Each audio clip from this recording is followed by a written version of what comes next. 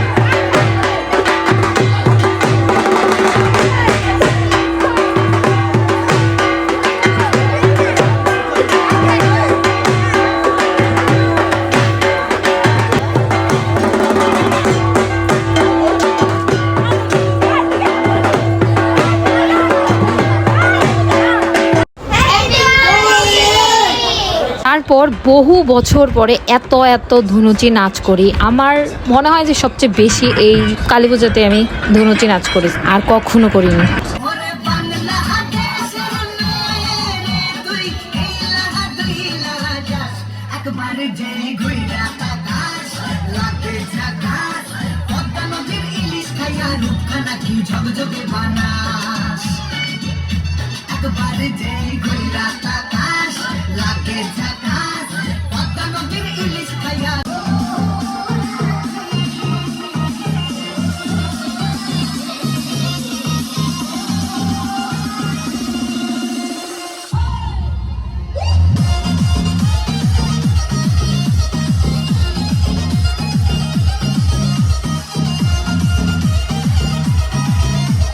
তারপর এত নাচার পরে আসলে অনেক টায়ার্ড হয়ে যায়। তারপরে চোখে মুখে জল দিয়ে আমরা রেডি হতে থাকি কুমিল্লায় ফেরার উদ্দেশ্যে।